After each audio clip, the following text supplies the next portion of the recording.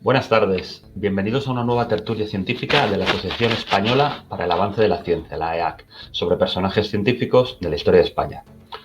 Hoy vamos a dedicar esta charla a conocer un poco mejor la figura de una de las personas más importantes que ha habido en la ciencia en nuestro país en el siglo XX, la bioquímica Margarita Salas. Para hablar de la profesora Margarita Salas, nadie mejor que algunos de sus numerosos discípulos. Hoy contamos con el doctor Jesús Ávila, del Centro de Biología Molecular Severo Ochoa, Centro Mixto del CSIC y la Universidad Autónoma de Madrid, y además socio promotor de la Asociación Española para el Avance contra la Ciencia. Buenas tardes, Jesús. Buenas tardes. También contamos con la doctora Marisol Soengas, del Centro Nacional de Investigaciones Oncológicas, CENIO. Hola, Marisol. Buenas tardes. Hola, ¿qué tal?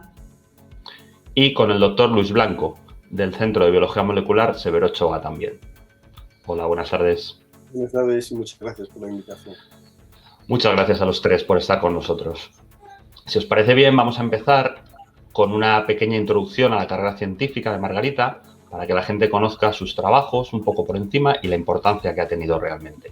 Margarita Salas, como hemos comentado, fue una bioquímica nacida en Asturias en 1938, fallecida hace más o menos 2 años, en 2019. Era licenciada en Ciencias Químicas, trabajó con Alberto Sols en Madrid y posteriormente en Estados Unidos con Severo Ochoa. Toda su carrera se desarrolló en el ámbito de la bioquímica y la biología molecular y fue, junto con su marido Eladio Viñuela, la gran impulsora de la investigación en estas especialidades en España. ¿Nos podéis hablar un poco de su importancia científica, sus hitos más relevantes, como por ejemplo la famosa patente, para que el gran público lo conozca un poco?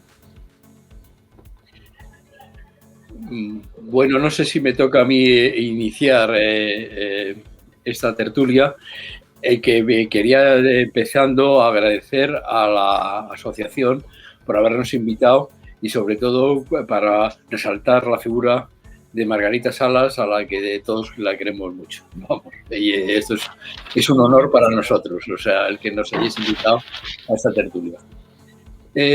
Sobre la Margarita como científica, yo creo que un modo de medir la valía de un científico es que, como generalmente a lo largo de su carrera pasa por diferentes sitios y por diferentes laboratorios, aquellos que en todos los sitios, con cualquier tipo de estudio o de trabajo, han ido para adelante y lo han hecho perfectamente, lo han hecho muy bien, estos tienen uno la garantía de que son las personas que valen.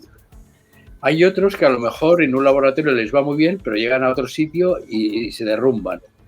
Este no es el caso de Margarita. Margarita trabajó perfectamente en enzimología con Alberto Sols, trabajó después perfectamente sobre biología molecular con Severo Ochoa, cooperó mucho tiempo con su marido Eladio Viñuela, también sobre virología y sobre el fago Fi29, y luego también ya quedó ella sola y desarrolló un trabajo fabuloso.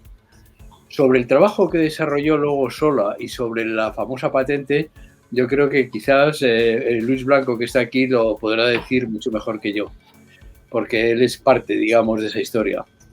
Yo, la historia que conozco más de Margarita es la primera de cuando empezó a trabajar de vuelta a España, después de venir de Estados Unidos, en el fago Fi29.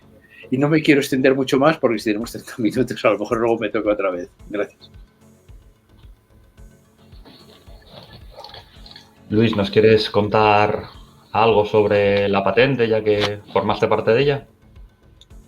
Bueno, sí, la verdad es que es todo, digamos, de un logro bastante importante y quizás un poco imprevisto sobre el momento en el que se consiguió, pero realmente, bueno, las grandes comidas hay que cocinarlas lentamente y eso es lo que ocurrió aquí, ¿no? Digamos, toda la investigación básica acumulada a una serie de años, pues de repente cristalizó y quizás no hubiera sido posible y no se hubiera juntado la excelencia científica de Margarita y de su laboratorio, en el que estábamos allí en ese momento, pero también con un cierto grado de pasión y de querer realmente que la investigación no se quedara simplemente en la burbuja los especialistas, en que tuviera una trascendencia social. Pero realmente eso ha sido muy importante en la carrera de Margarita, combinar la excelencia científica con la importancia social de lo que está investigando. Entonces, bueno, se consiguió hacer una patente en un momento oportuno, cuando se estaban empezando a desarrollar los mecanismos de amplificación de DNA, que entonces no eran todavía muy importantes, pero que lo fueron unos cuantos años más tarde, cuando para secuenciar los genomas primero hay que amplificar una cantidad suficiente de ellos. Entonces logramos descubrir una polimerasa del fago 29, que era realmente un tesoro, era una proteína muy capaz, de largo recorrido, y digamos, no desfallecía por largo que fuera el recorrido a copiar y amplificar. Y esas propiedades eran las idóneas para ser la mejor polimerasa para amplificar DNA y hacerlo de un modo muy sencillo. Entonces, esta patente fue un éxito, se tramitó muy fácilmente porque ya contábamos con la empresa que la quería comercializar, o sea que no tuvo un valle de espera, sino que fue inmediatamente licenciada desde el CSIC. Y bueno, fue ya más tarde cuando realmente generó los ingresos tan importantes para el CSIC, ¿no? Pero bueno, se habla mucho de la patente y el dinero que generó, pero como yo digo a veces, aunque fue unos 6,5 millones de royalties, eso es calderilla en comparación con el verdadero legado de Margarita, que es los científicos que ella, digamos, ha formado en su vida. Perfecto. Marisol, supongo que quieres añadir algo. Sí, estoy totalmente de acuerdo con Luis. Cuando hablamos de la importancia de la investigación básica, yo creo que el laboratorio de Margarita pues es el gran referente, ¿no? O sea, es que nosotros trabajábamos en un virus que infecta bacterias. O sea, que no puede ser más pequeño. Uno puede pensar, bueno, pues a lo mejor eso no es relevante. Pero a lo largo de tantos años, pues bueno, y Luis Blanco ha sido pues muy humilde, pero esta ha sido una de las grandes patentes del Consejo Superior de Investigaciones Científicas, con muchísimas aplicaciones en distintos aspectos de la salud. Y yo creo que es un mensaje importante para la gente que empieza y que a veces pues no ve resultados, o sea, el fruto inmediato del trabajo, ¿no? Y entonces, como decía Luis, la pasión por investigar. Pero yo también estoy de acuerdo que creo para muchos de nosotros, y yo creo que en general para toda lo que es la comunidad científica, el legado que ha dejado tantos investigadores e investigadoras que se han formado en su grupo, y eso no es casual, eso realmente yo creo que es uno de los grandes éxitos de su laboratorio, también como científica y bueno, como influyente, ¿no? Y como mentora. Precisamente con eso quería que continuarais. ¿Cómo era Margarita como jefa? Todos los que hemos sido becarios en un laboratorio siempre recordamos la primera vez cuando llegamos con miedo y conocemos al jefe, y más si es un jefe tan importante. ¿Cómo entrasteis en contacto con ella? ¿Qué recordáis de ese primer encuentro? Y luego, ¿cómo era ella como jefa? Empiezo yo otra vez, ¿no? Como queráis, sí. Bueno, pues yo es que no me gusta la palabra jefe. Yo, para mí, Margarita fue una mentora y una maestra. Y es diferente una cosa de la otra. Yo, cuando estudiaba alguna vez algo de latín, porque yo soy muy viejo y estudiábamos eso hasta en el bachillerato, la autoritas no es lo mismo que la potestas. Y Margarita tenía mucha autoritas y muy poca potestas. En este sentido, yo creo que fue muy bueno su labor de que lo que quería es que la gente aprendiera y tuviera mucho conocimiento. Y de hecho, yo me acuerdo, y si alguno pasáis por el CBM, en el CBM han puesto ahora un busto de ella, en donde se pone una frase que dijo cuando se le preguntó, Margarita, ¿cómo se hace una escuela? Que es como parecido decir, ¿cómo se hace un jefe o una jefa? ¿Cómo se hace una escuela? Y dijo, para eso se necesitan dos partes, un buen maestro y unos buenos discípulos.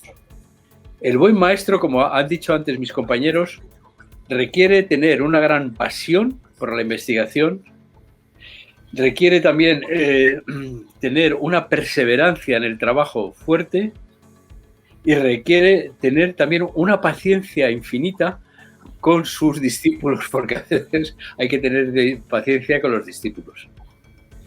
Dice, pero no hay buena escuela, acababa, sin que haya buenos discípulos. Ella siempre le daba mucha importancia al equipo, al conjunto en general. Y yo creo que eso es algo que hay que agradecer porque, insisto, ella fue una gran mentora, como ha dicho Marisol, que dejó un gran legado y que nuestra obligación a lo mejor en el futuro, los que vengan detrás de nosotros, es seguir con ese legado y así sucesivamente. Yo creo que eso es algo que nos enseñó, el que hay que seguir con los conocimientos que nos han dado los mentores para transmitirlos a los que vienen detrás y así sucesivamente. Y ya aquí también paro. Luis, ¿cómo la recuerdas tú en el día a día en el laboratorio? Bueno, yo la verdad es que entiendo que las personas van cambiando, ¿no? Con el tiempo. A todos nos ha pasado, no tenemos la misma fuerza, el mismo espíritu de un momento que otro. Yo he tenido la suerte de estar en el laboratorio suyo 17 años, con lo cual la recuerdo pues, en muchos periodos, ¿no? Y la he visto cambiar también, pero es fácil percibir en todo ese cambio, en todo ese periodo, pues la característica principal que ella tenía, ¿no? Que es saber escuchar, ser una persona austera, pero muy sincera, y eso es lo que nos transmitió a todos, ¿no? Fue realmente una influencia científica, usando un poco la palabra que hay ahora, es decir, conseguía atraer digamos, a estudiantes muy buenos. Es decir, su labor era realmente como la de un coach, ¿no? Ella tenía que motivarnos para sacar lo mejor de nosotros mismos. Quizás, pues muchas de las personas que llegaron a su grupo, pues eran muy brillantes ya, ¿no? Solamente había que flotar un poquito para que ese brillo saliera, ¿no? Pero esa es una labor muy importante, no solo ser un jefe, que a mí tampoco me motivaba mucho esa palabra, coincido con Jesús, sino que realmente ha sido una motivadora en toda nuestra carrera. Y yo realmente llegué a ella, y lo he dicho alguna vez porque me gusta cómo ocurrió, pues fui al CBM, tenía varios laboratorios identificados, pero con la primera persona que hablé fue con Luis Juanes, ¿no? Todos le conocemos a Luis Juanes, la vacuna del coronavirus, y fue precisamente la persona con la que yo primero hablé. Y como si fuera un poco el gorro de Hogwarts, me lo puso y me dijo, tú tienes que ir con Margarita. Y yo realmente me llevó al despacho de Margarita y Margarita me vio y me escudriñó, porque me dejó hablar y realmente yo no sabía cómo parar. Hablé bastante rato, que cosa que me gusta, pero ella debió de ver algo en mí que le gustó y creo que coincidimos en bastantes cosas y por eso estuvimos tanto tiempo juntos, ¿no? La pasión, el trabajo meticuloso, bien hecho, la paciencia, la perseverancia, y eso yo también lo sentí a lo largo de los años con ella. Y creo que es lo que enseñó, rigor y, digamos, y seriedad en el trabajo. Marisol, tú prácticamente empezaste tu carrera científica con ella. Cuéntanos un poco cómo era con los becarios, si ponía... Sí, yo empecé en cuarto y quinto, yo estoy un poquito más reciente que Luis. De hecho, Luis Blanco fue la persona con la que yo empecé a trabajar también en el laboratorio, ¿no? Entonces yo pues nada, llegué, yo soy gallega desde La Coruña y entonces pues trasladé el expediente a Madrid porque a mí me parecía el Centro de Biología Molecular algo fascinante. Entonces pregunté que cuál era el mejor laboratorio y me dijeron pues Margarita Salas, y dije pues allá voy.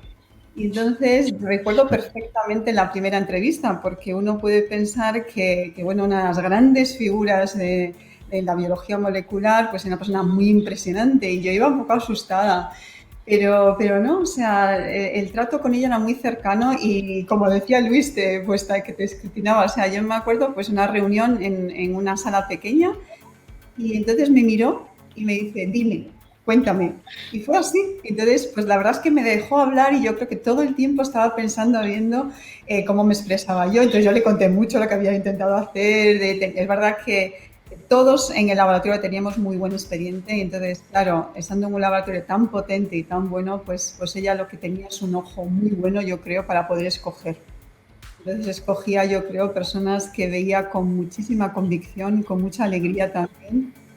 Y bueno, pues así fue. Y yo creo que, bueno, cuando yo ya entré en el laboratorio, que esto pues alrededor de los, al final, pues en el 90, 91, en esa época, el laboratorio estaba muy bien organizado. Yo creo que era una de las grandes también éxitos de Margarita. Entonces estaban seniors pues como Luis Blanco y como otros que realmente se ocupaban de los becarios. O sea, es un laboratorio en el que nunca te sentías solo o sola, te sentías acompañado porque había gente, bueno, pues estaba ella, estaban los seniors y estábamos los becarios, ¿no? Entonces esta estructura piramidal yo creo que ha sido muy importante por eso, porque nos sentíamos parte de una familia. Y cuando nosotros decimos los margaritos, que la verdad es que estamos muy orgullosos de ser parte de esa familia, es una familia que nos hemos ayudado y nos hemos seguido todos durante mucho tiempo. Y también, y lo decía Luis, bueno, pues la formación, Margarita insistía muchísimo en el rigor. Si tenemos todos que definirnos, a lo mejor el grupo Margarito o de gente que ha pasado por este laboratorio, es que se nos inculcaba desde el momento uno que los experimentos había que repetirlos, que había que estar muy seguro, que había que cuantificar y todo ese espíritu lo que conseguía es que la gente que luego, bueno, nuevos investigadores entraban ya en esa rueda que estaba así ya rodando, pero una rueda exigente, pero una rueda en que estabas acompañado desde luego. Si os parece, pasamos ahora a hablar un poco de Margarita como persona. Vosotros la habéis conocido muy bien, yo solamente coincidí con ella un par de veces en Oviedo y la impresión que me dio es que era una persona muy reservada. No sé si es verdad o no, pero esa es la impresión que se transmitía un poco a la gente que no la conocíamos. El gran público, desde luego, desconoce casi todo sobre su vida personal, aparte de su matrimonio con Eladio Viñuela. Pero ¿nos podéis contar un poco más cómo era fuera del laboratorio, su carácter si variaba, qué aficiones tenía, si le gustaba la música, cualquier cosa que se os ocurra que nos ayude a conocerla un poco más? Si queréis, empezamos, como siempre, por Jesús, o como queráis, ¿eh? Muy bien, pues para seguir con la tradición, voy a ser también un poco breve. Siempre es bueno saber de dónde viene la gente para comprenderlos mejor y de luego cómo se comportan. A veces, cuando hemos hablado de Margarita, es una persona que nació en plena guerra civil, allí en Asturias, en unas condiciones no las más recomendables para una científica futura, y que se fue haciendo paso a paso, aumentando su conocimiento y sus estudios para llegar hasta luego lo que llegó. Eso no es un camino fácil. Nacer en España en el 1938 no era un buen momento para nacer, por ejemplo. Entonces, ella se ha hecho a sí misma, pero al mismo tiempo, visto de que lo que pasaba entonces en nuestro país, se hizo bastante reservada porque yo creo que entonces éramos todos, sobre todo los de las generaciones más antiguas, bastante reservados por lo que pudiera pasar, y no digo nada más. De hecho, su padre pasó de estar trabajando en Madrid a ser, entre comillas, exilado a Asturias, en donde ya perdió, digamos, su trabajo que tenía aquí, etc. Ese tipo de reserva, yo creo que en cierto sentido es bueno para el futuro comportamiento, porque eso no quiere decir que no tuviera sus principios, que lo tenía, y muchos, y que los mantuviera y que fuera una persona de ley, que lo era. Pero ella fundamentalmente era mejor, como bien habéis comentado, en las distancias cortas que en las distancias largas. En las distancias largas, o cuando había asambleas o cuando había algo, digamos, más general, ella no le gustaba mucho participar. Ella prefería siempre estar, bueno, oír, escuchar, escudriñar, como habéis dicho la palabra antes, pero ella no le gustaba tanto participar. Ella, su valía, se la veía fundamentalmente, como digo, en las distancias cortas. Y yo creo que en ese sentido ella siempre tuvo sus normas, nunca hizo nada, yo creo que es de lo que se arrepintiera, al revés, porque ella tenía muy claro que lo que quería era ser una gran científica, aprender, y eso en su escala de valores era lo primero de todo. Y por eso yo creo que estuvo muy de acuerdo siempre consigo misma, y eso es muy importante en esta vida, el que ella quería hacer una cosa y lo logró, y la tenemos que estar muy reconocidos todos porque lo consiguió, cosa que no era fácil, y sobre todo, como he dicho al principio, por las condiciones en las que empezó todo. Y ya no quiero comentar más. Gracias.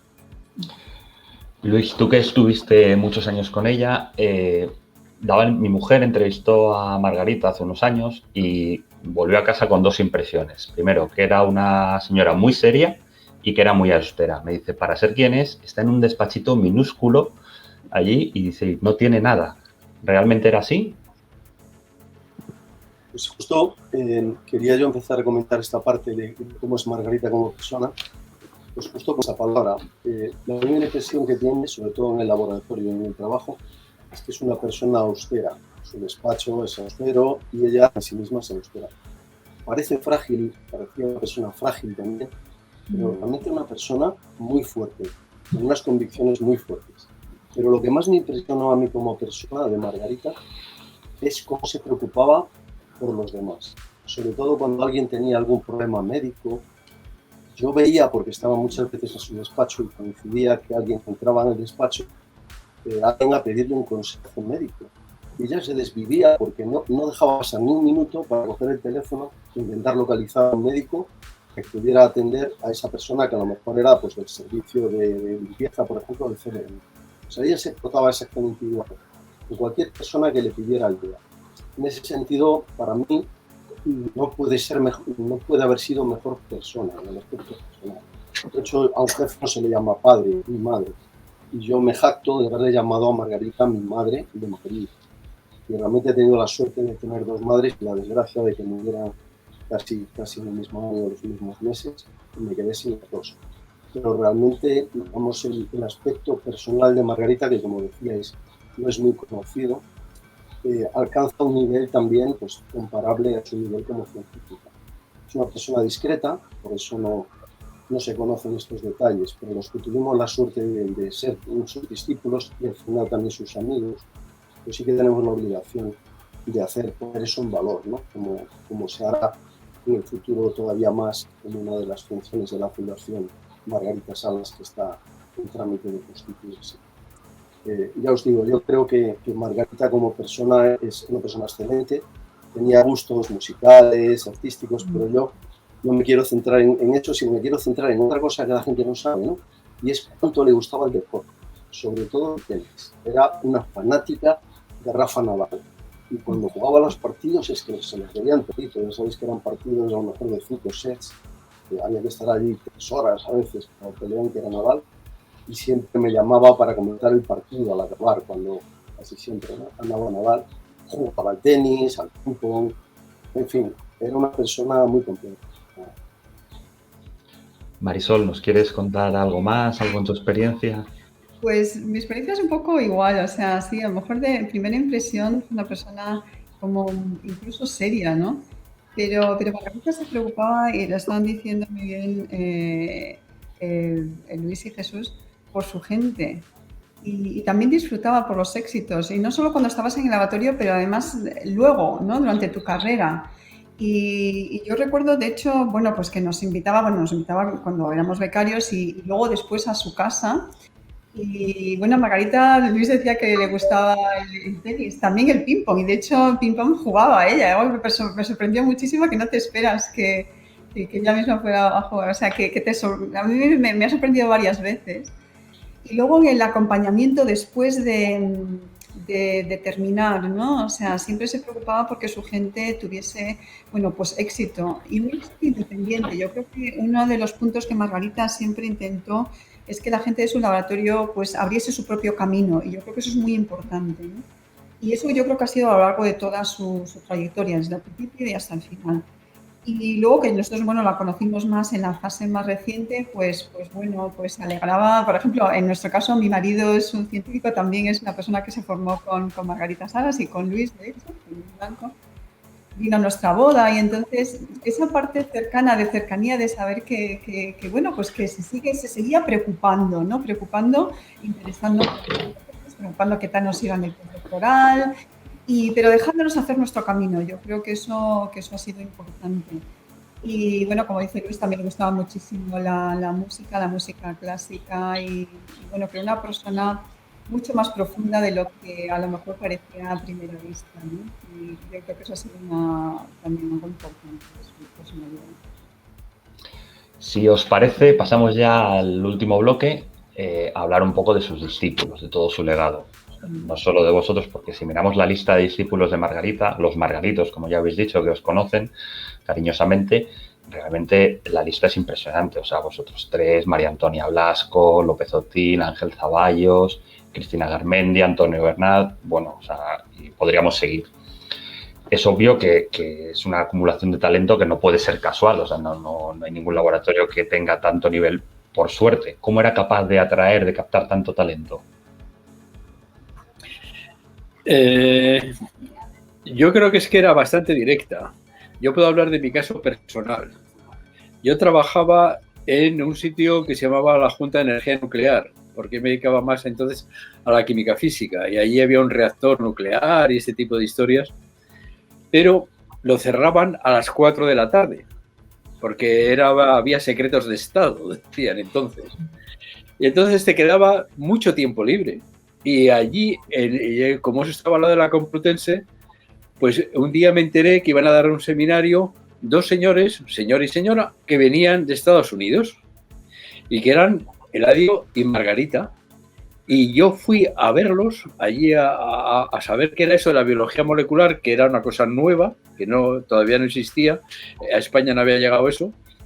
Y me comentaron que necesitaban gente. Yo dije, bueno, pues yo todas las tardes a partir de las 4 puedo ir. Y Margarita, muy directa, y Eladio, muy directo, me dijeron, no, necesitamos gente para trabajar más de 8 horas al día, que trabajar fuerte y duro, porque esto no es como eso que estás tú, que te sueltan a las 4 de la tarde. Y yo me acuerdo que me convencieron y no era fácil, porque en la Junta de Energía Nuclear no se trabajaba a lo mejor mucho, pero se ganaba mucho dinero. Y ellos me dijeron, de momento va a ser gratis y como mucho a lo mejor te buscamos una beca en la que vas a ganar 4 veces menos de lo que estás ganando ahora. Pues me convencieron y me fui, y desde luego no me arrepiento nada, porque desde luego creo que aprendí mucho más con ellos que si hubiera seguido en el otro lado. Esto quiere decir que eran personas a las cuales tenías una cierta confianza y que reconocías que sabían, porque te lo estaban demostrando, y eso es importantísimo, confiar en las personas y luego también que las personas confíen en ti. Y esta doble relación yo creo que es fundamental para los diferentes discípulos que han tenido, que quizás sus circunstancias han sido diferentes, pero siempre yo creo que han ido directos a ellos y a decirles las cosas claras y transparentes. Y eso es fundamental. Gracias. Luis, todos sabemos que tu director de tesis o el director del laboratorio influye mucho en tu formación, en cómo vas a ser como científico, en cómo vas a ser incluso como persona. ¿Cómo era ella como formadora dentro del laboratorio? Bueno, pues como yo creo que ya dije al principio, y quizás es lo que veo yo más claro, Margarita, la principal virtud que tenía es que era capaz de dar a cada uno de sus discípulos lo que necesitaba. Tenía digamos, era una gran psicóloga, era capaz de manejar un grupo muy amplio, formado por gente diferente, ¿no? Porque no estábamos todos conectados por el mismo grupo. Tenía la habilidad de sacar el máximo que cada uno de nosotros. Siempre como un buen entrenador, forzándonos, es decir, sabemos la frase esta de que el halago debilita. Margarita no te regalaba un halago fácilmente, pero si en algún momento necesitabas un apoyo por algo que ha salido mal o que tenía un poco bajo de forma, era una persona que sabía cómo motivar. Pues esto no lo he visto en el laboratorio a lo largo de tantos años, en personas que, bueno, que eran muy autosuficientes, como decía Diamantes in Bruto, que solo bastaba frotarlos un poquito para que ya brillaran solos, ¿no? Y otras personas que, bueno, que eran más trabajadores, a lo mejor menos brillantes, pero Margarita conseguía que dieran lo mejor de sí mismos, que se sintieran importantes.